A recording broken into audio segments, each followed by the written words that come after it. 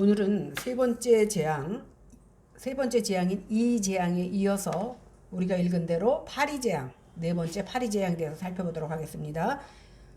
먼저 20절에서 22절 다시 한번 읽어보겠습니다. 시작. 여호와께서 모세에게 이르시되 아침에 일찍이 일어나 바로 앞에 서라. 그가 물 있는 곳으로 나오리니 그에게 이르기를 여호와께서 이와 같이 말씀하시기를 내 백성을 보내라. 그러면 그들이 나를 섬길 것이니라. 내가 만일 내 백성을 보내지 아니하면 내가 너와 내 신하와 내 백성과 내 집들의 파리떼를 보내리니 애굽 사람의 집집에 파리떼가 가득할 것이며 그들이 사는 땅에도 그러하리라. 그날에 나는 내 백성이 거주하는 고센 땅을 구별하여 그곳에는 파리가 없게 하리니 이로 말미암아 이 땅에서 내가 여호와인 줄을 내가 알게 될 것이라. 여호와께서 모세에게 말씀하시기를 먼저 아침에 일어나 바로 앞에 서라고 말합니다. 바로가 물로 나올 때에 지난번처럼 어떻게 말하냐 하면 내 백성을 내놔라. 그들이 나를 섬길 것이다. 이렇게 여호와의 말씀을 전달하면서 이번에는 네가 내 말을 안 들으면 파리떼가 집집마다 가득할 것이라고 경고하라고 합니다. 이번에는 땅에서만 아니라 공중에까지 재앙이 일어난다라는 겁니다. 그런데 여기서 말하는 파리떼 그러면 우리가 집에서 파리채 가지고 잡는 그 파리를 말하는 게 아닙니다. 물론 쇠파리도 포함되겠지만 여기서 말하는 파리는요. 물면 아플 뿐만이 아니라 피를 빨아먹는 그런 그래서 살을 뜯어먹는 그런 곤충들을 말하는 겁니다. 애굽인이 섬기는 신들 중에는요.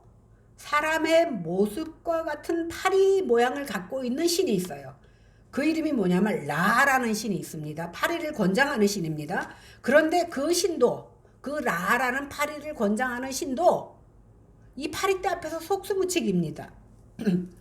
이번에 모세가 애굽 왕에 전하는 말씀을 보니까 예전과는 또 다른 말이 있습니다. 뭡니까? 이번 네 번째 재앙이 시작되는 날에는 내 백성이 거하는 고센 땅은 구별해서 파리떼가 전혀 없게 하신다라는 겁니다.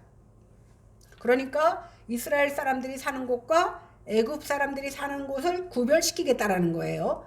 아니 생각해 보세요. 같은 애굽 땅인데 땅에서부터 하늘까지 담장을 쌓지 않고서 어떻게 그런 일이 벌어질 수 있느냐는 겁니다. 옛날에 저희 총장님이 절도로 계속 공부를 하라 그래서 제가 뭐 어쩌고 저쩌고 영어도 못하고 막 그랬더니 하나님께서 여행객의 가방에 붙어온 파리가 뉴욕 구경을 하게 하더라는 거예요. 하물며 미물인 파리도 서울 파리가 뉴욕까지 와서 날아다니는데 하나님이 하시고자 하는데 못할 게 뭐가 있느냐고 저한테 말씀하신 기억이 납니다. 이렇게 담장을 쌓기 전에야 그 파리가 못 가는 데가 어디 있느냐는 거예요. 그런데도 불구하고 하나님께서는 이스라엘 사람들이 거하는 고센 땅에는 파리 한 마리도 가지 않게 하겠다라는 겁니다. 이것으로 말미암아 이 땅에서 내가 여호와 하나님인 줄 그들에게 알게 하시겠다는 것이 오늘 말씀의 핵심입니다. 일반적으로 그 당시 사람들은요 어떻게 생각했냐면 신 그러면 그저 한 지역을 다스리는 신, 그러니까 다시 말해서 어떤 특정한 일이나 어떤 특정한 것에만 능력이 제한된 신으로 믿었습니다. 그러니까 어떤 신은 어떤 지역만 관할하고 어떤 신은 농사신이 있고 어떤 신은 날씨만 책임지는 신이 있고 어떤 신은 싸움만 책임지는 신, 이렇게 신들이 다 제각기 자기 역할이 구별되어 있었다라는 겁니다.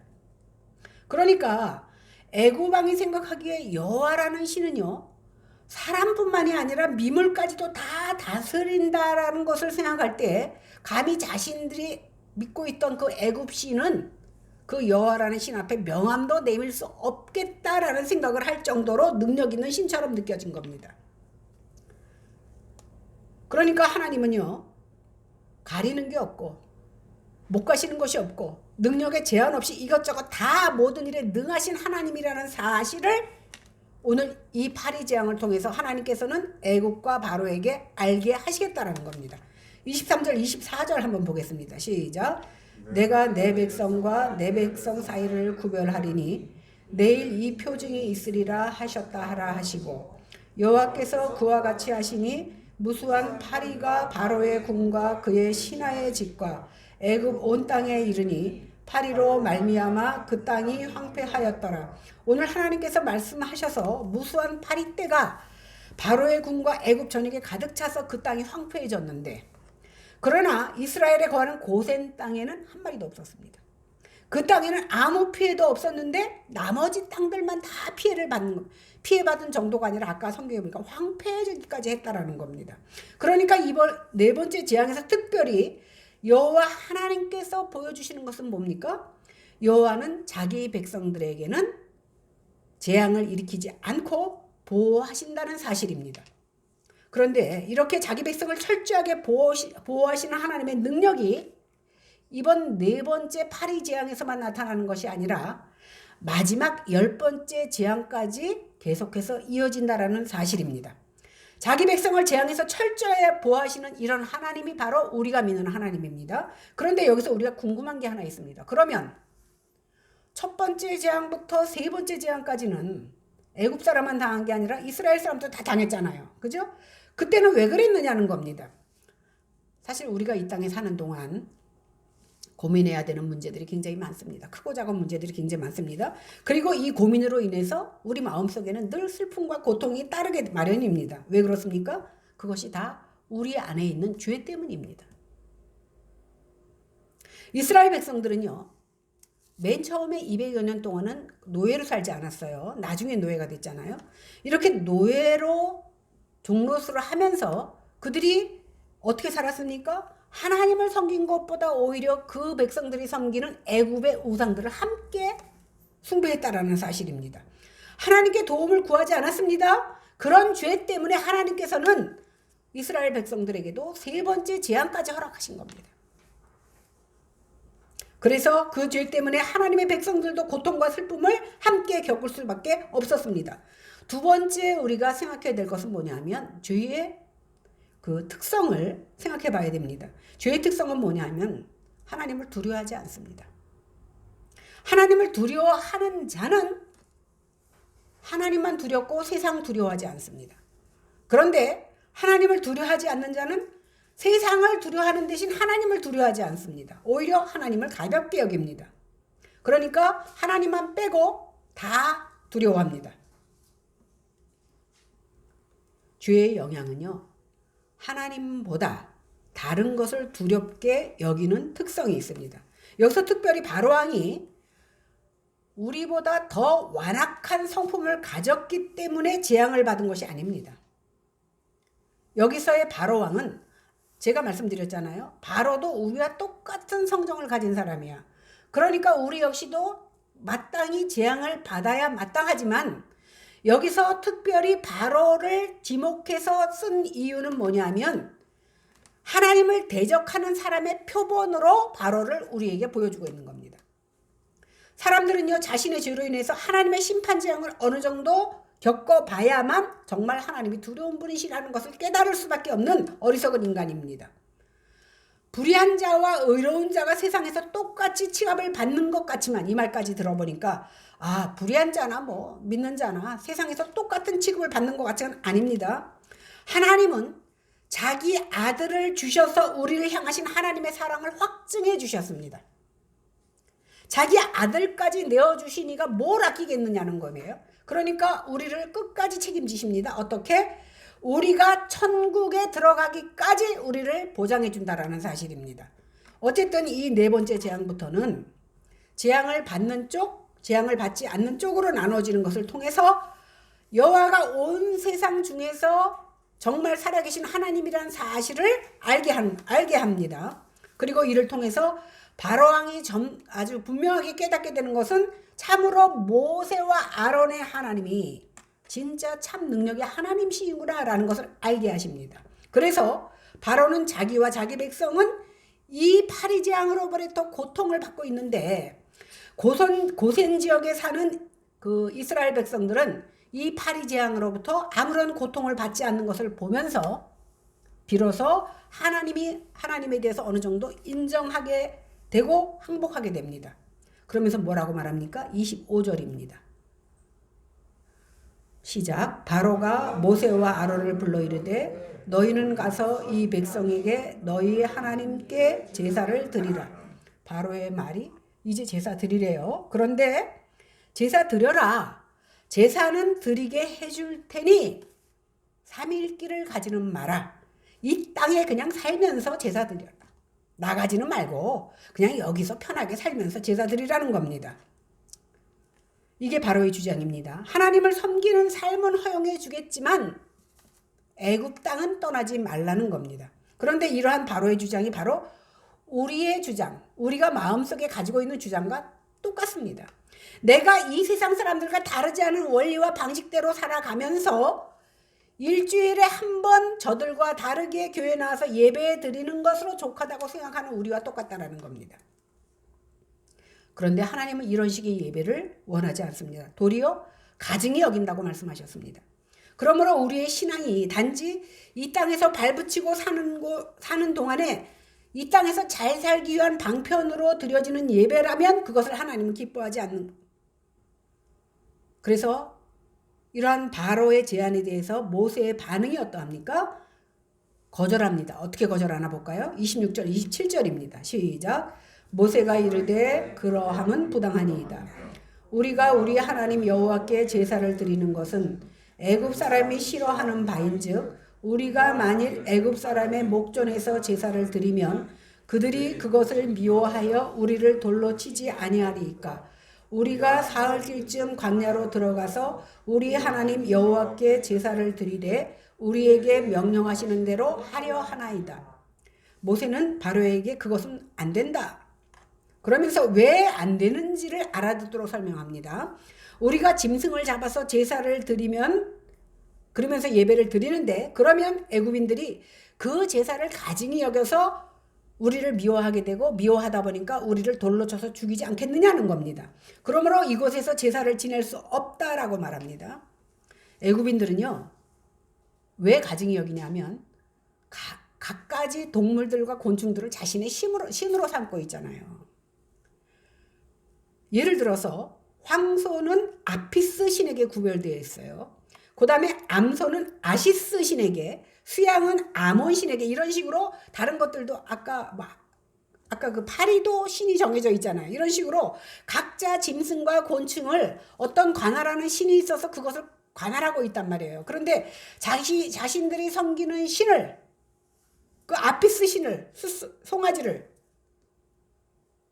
제물로 드리면, 아니 우리 신을 제물로 드린다? 그러면 그들이 가증히 여겨서 이스라엘 사람을 미워할 수밖에 없다는 겁니다. 다시 말하면 이슬람 사원에서 이슬람 사람들 돼지고기 안 먹잖아요. 거기서 돼지 잡는 거하고 똑같아. 힌두교인들은 소가 신이야. 그러니까 소가 지나가면 차도 멈춰 서 있어요. 다 지나가시도록. 그런데 힌두교 사원 가서 소를 잡아보세요. 맞아 죽을 일 아닙니까? 이런 식이라는 거예요. 진짜 역사적인 것으로 보면 기원전 5세기예요. 유대 지역에 살던 사람들이 희생제사를 드리는데 애굽 사람들에게 맞아 죽었던 일들이, 학살당한 일들이 진짜 역사에는 기록되어 있습니다. 또 한 가지 예를 들면요. 페르시아가 애굽과 전쟁을 하는데 페르시아 사람들이 이제 머리를 쓴 거예요. 어떻게 썼냐면 애굽 사람들의 신이라고 섬기는 동물들을 종류대로 앞에다 쫙 세워놓고 뒤에 딱 섰어요. 그랬더니 애굽 사람들이 그때는 활로 싸움을 하는데 활을 못 쏴. 왜? 자기 신이 죽을까 봐. 그래서 진 적이 있다라는 것이 역사의 기록 가운데 나와요. 그것을 아는 모세와 아론이 우리가 이 땅에서 당신들이 섬기는 그 신이라고 섬기는 동물로 제사를 드리면 우리가 미움을 받지 않겠습니까? 그러면 우리가 어떻게 되겠습니까? 그래서 안 됩니다라고 말합니다. 그러자 모세가 들어보니까 틀린 말이 아니거든요. 그래서 동의합니다.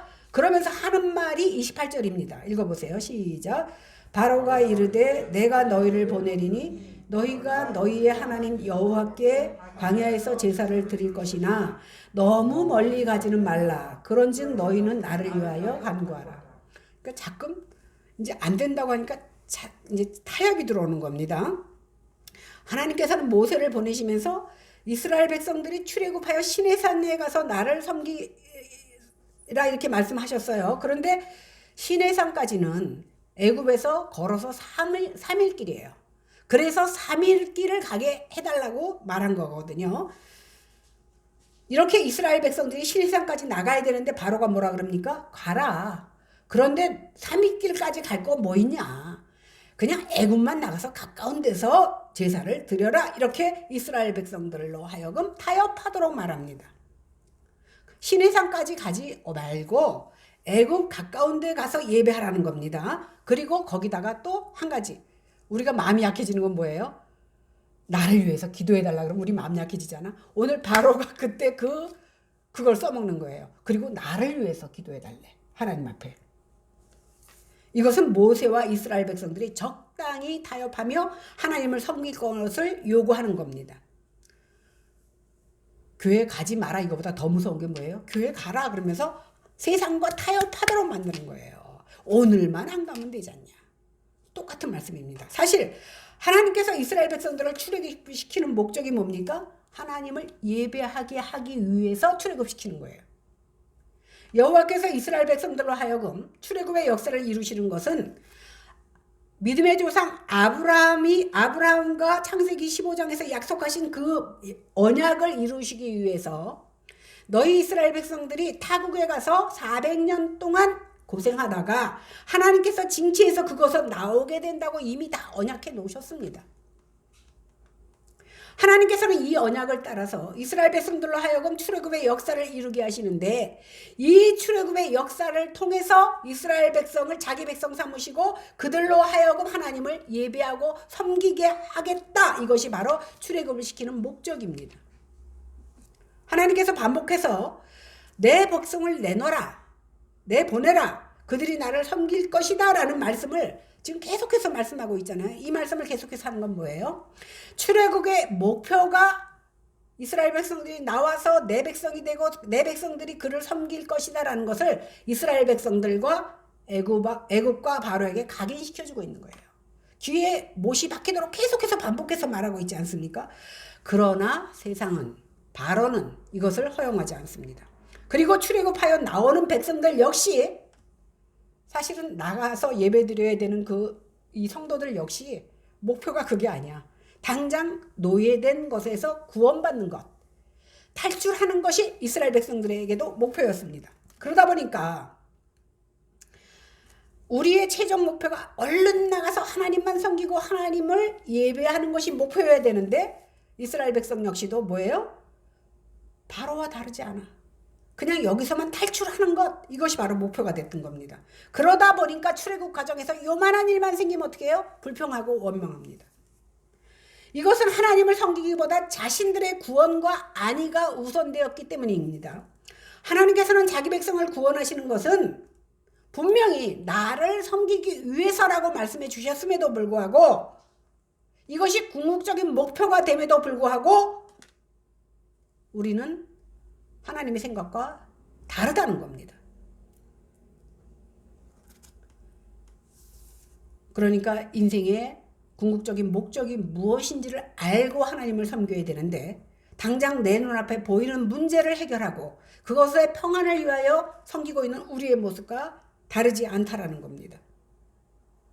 그러다 보니까 범죄한 우리 인생은 마땅히 섬겨야 될 하나님을 섬기기보다 우선 내 안위와 내 평안을 생각하고 있다라는 겁니다. 이것이 바로 이 세상에서 우리가 환난을 겪고 어려움을 겪는 근본적인 원인이라는 사실입니다. 우리 인생이 마땅히 섬겨야 할 분을 섬기고 그분의 지시를 따라 살아야 하는데, 이것을 거부하고 자기 자신이 모두가 신으로 살아가고 있기 때문에 모든 문제가 일어나는 겁니다. 이것을 신약 성경에서는 잘 표현해 주고 있는데 뭐라고 얘기합니까? 자기 배를 섬기고 있다. 타는 배가 아니라 내 배.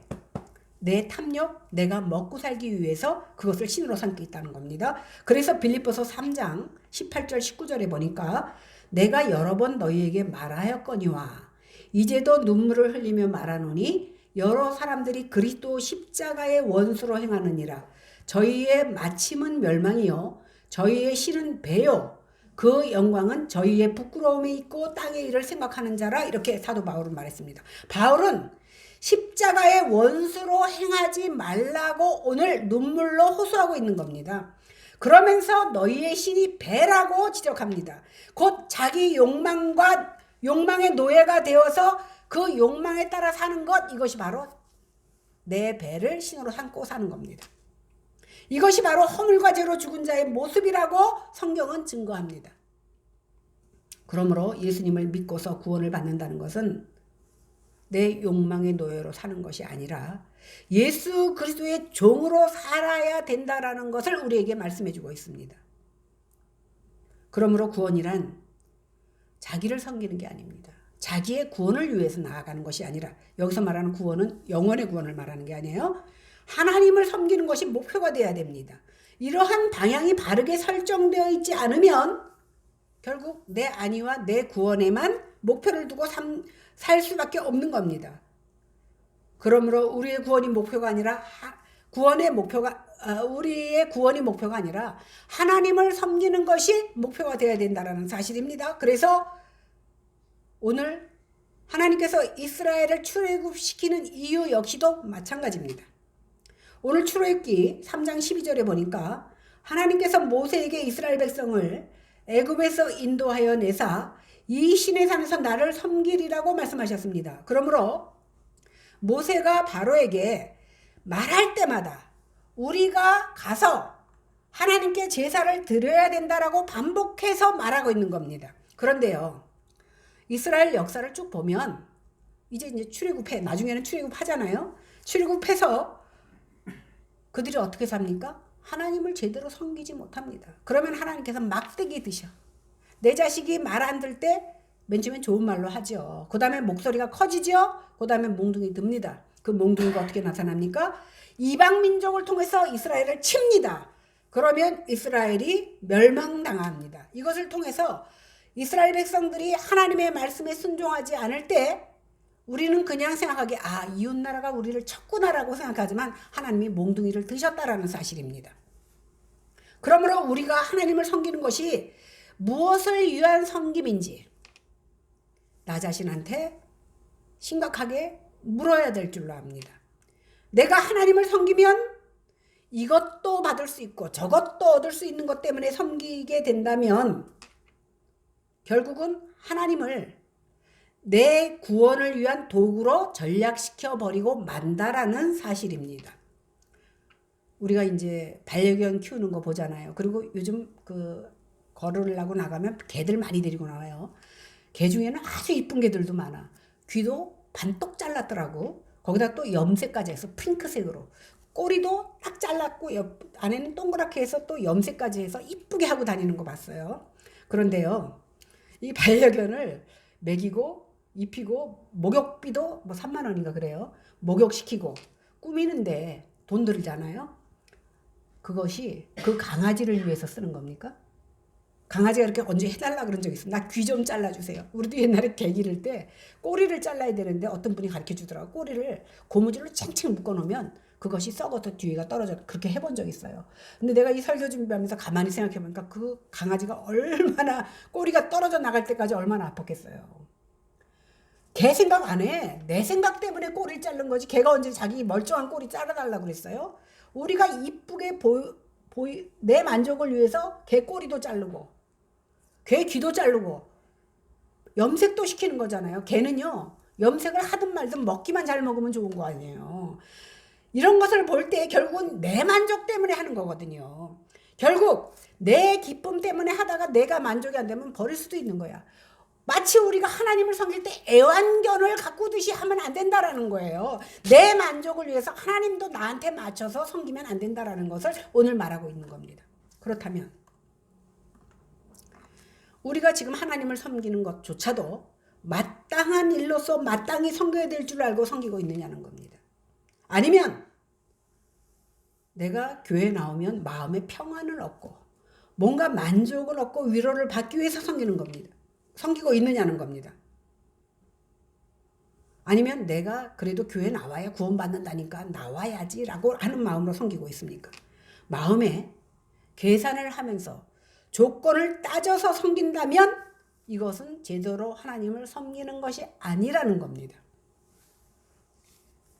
많은 사람들이 하나님을 섬길 때 하나님을 하나님으로 예배하기 위해서 섬기는 것이 아니라 내가 교회 안 나오면 찝찝해.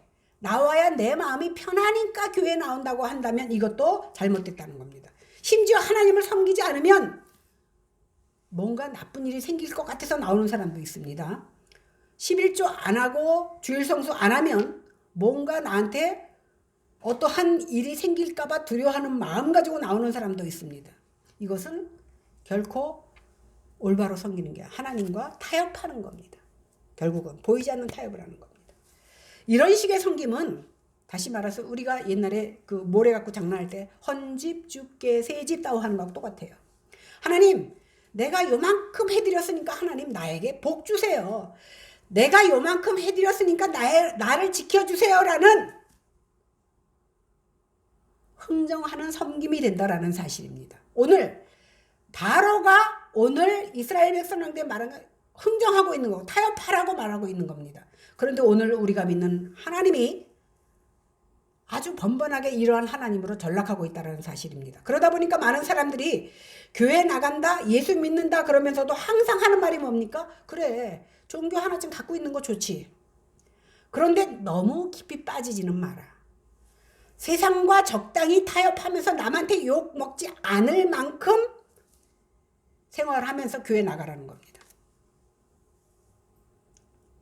그러니까 신에게 나가서 하나님 믿는다고 하면 뭔가 재앙이 물러가고 그것도 나쁠 건 없다 이렇게 생각한다라는 겁니다. 11조 바치고 나의 재산이 보호된다면 확실히 보장이 된다면 그까지 11조 좀 못 바치겠느냐 이런 마음입니다. 오늘날 하나님을 섬기는 것이 바로 이런 식의 섬김이 만연해 있다라는 사실입니다. 이건요 엄밀히 말하면 아피스 신을 섬기는 것과 마찬가지예요. 다시 말하면 하나님이 나에게는 그냥 우상 숭배가 되는 겁니다. 이름만 하나님이지 결국 우상을 숭배하는 것과 똑같다는 겁니다. 그러니까 오늘 바로의 제안이 뭡니까? 오늘날로 말하면 예수 믿어라. 그런데 너무 깊이 빠지지 말라. 다시 말해서 우리가 우상을 숭배하듯이 너희들도 섬기면 되지 않겠느냐는 겁니다. 그런데 이러한 요청에 많은 사람들이 고개를 끄덕입니다. 일주일에 주일 예배 한 번만 드리면 성도로서 할 도리를 다 한 것이라고 생각합니다. 그러므로 이 땅에서 제사를 드리라.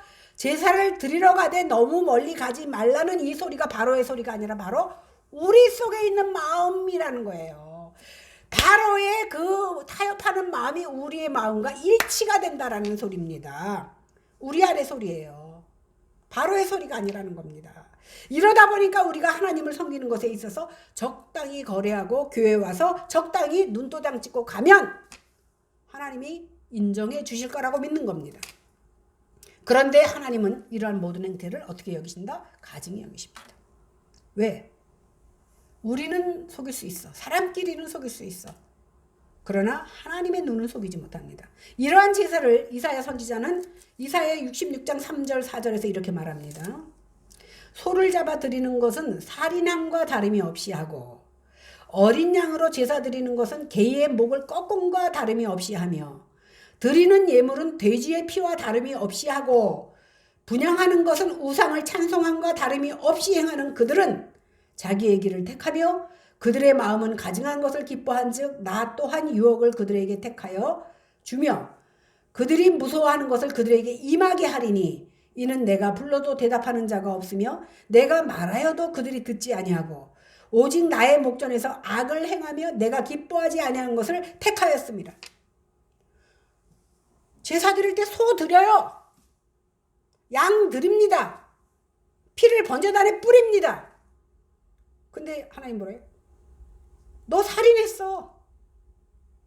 기뻐 받으시지 않는 거야. 니네는 내가 부를 때 대답도 안 하다가 자기가 필요할 때 와서 소도 드리고 양도 드리고 피도 뿌렸다고 말하지 않느냐는 거예요. 그래서 내가 너에게 악을 행하고 어려움을 주겠다라는 겁니다.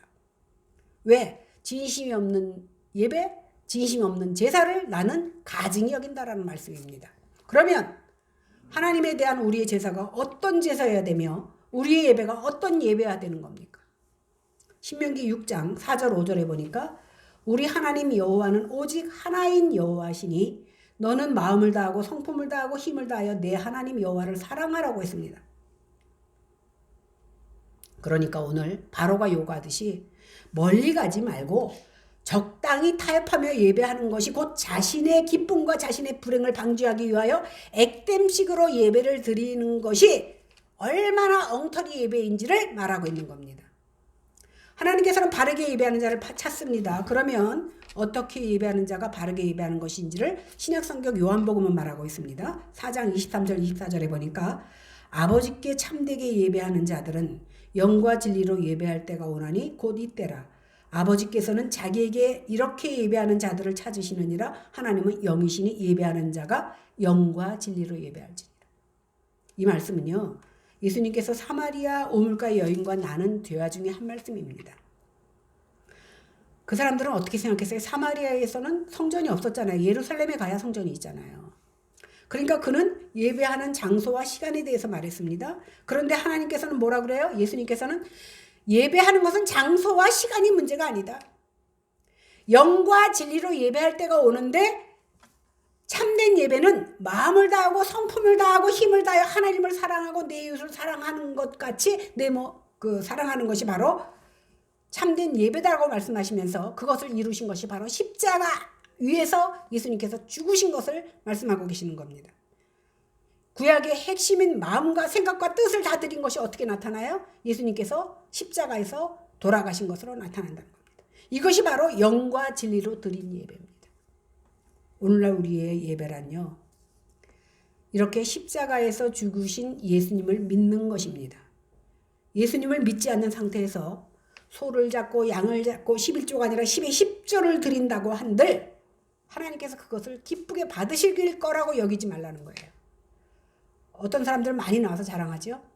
내가 전 재산을 하나님께 드렸습니다. 옛날에 사실요, 너도 나도 막 집 팔아서 교회 짓는데 막 바치고 그랬어요. 박예 부동산이라고 어떤 권사님 계시는데 늙음악하게 멋진 집 다 바치고요. 부동산 하는데 사골세 빵 살면서 고생하시더라고. 참 대단한 거죠. 흉내 낼 수 없는 거예요. 하나님이 너 집 팔아서 바치라고 그런 게 아니에요. 네 진심, 물론 진심 안에서 그런 감동이 왔으면 해야죠. 그런데 남이 하니까 나도 해야 된다? 내가 사람들 앞에 보여주기 위해서 이 전재산을 하나님 앞에 드리고 보여지는 사람마다 간증해.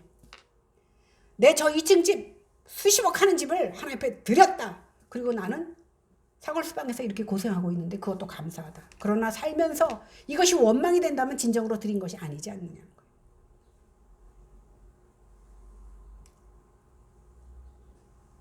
그러므로 예수님을 믿는다는 것이라는 것은요, 바로 예수님이 아버지라고 부르시는 그분과의 사귐이 이제 시작되는 것이 바로 믿는 겁니다.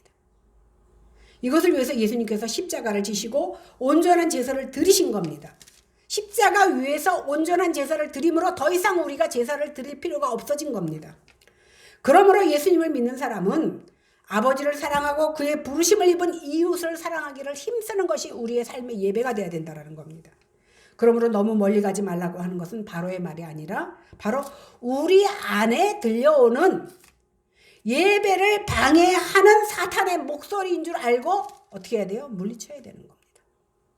우리가 주님과 사귐을 통하여 아버지와의 관계가 더욱 친밀하여지는 것이 바로 참된 예배입니다. 예수님은요, 먼 길 가셨어요. 죽음의 길을 가는 것만큼 먼 길이 어디 있습니까? 그러나 그분은 그 먼 길을 마다하지 아니하시고 십자가를 지심으로 우리에게 구원의 길을 열어주셨습니다. 이 시간 성령 하나님께서 우리에게 깨닫는 은혜를 주시기를 바랍니다. 세상의 모든 사람은요, 예수 믿는 거 다 인정합니다. 그러나 멀리 가지 마라. 다시 말해서 깊이 빠지지만 마라. 이렇게 유혹하지만 분별하시고 이 세상에서 십자가에서 죽기까지 아주 멀리 가셔서 참된 예배를 이루신 예수님의 믿음이 우리의 믿음이 되어야 된다. 그 믿음을 우리에게도 허락하셔서 하나님을 바르게 알고 그 하나님을 영과 진리로 예배하는 저와 여러분들이 되시기를 주님의 이름으로 축원합니다. 기도하겠습니다. 하나님, 출애굽의 오늘 네 번째 재앙을 우리가 보았는데, 이 재앙을 통해서 또 완악함으로 대표되는 바로의 말을 통하여서 하나님께서 우리에게 귀한 교훈 주심을 감사합니다. 이렇게 구약의 역사를 통하여서도 참된 예배가 무엇인지를 우리에게 일깨워 주시는 하나님, 바로가 머리로 알았지만 끝까지 예수를 인정하고 믿지 않았던 것처럼 거기서 그치지 않게 하시고, 우리가 알고 깨달은 그 예수님이 나의 주님 되게 하시고, 그 하나님 때문에 살아가는 저희들 다 되게 하여 주시옵소서. 예수님 이름으로 간절히 기원합나이다. 아멘.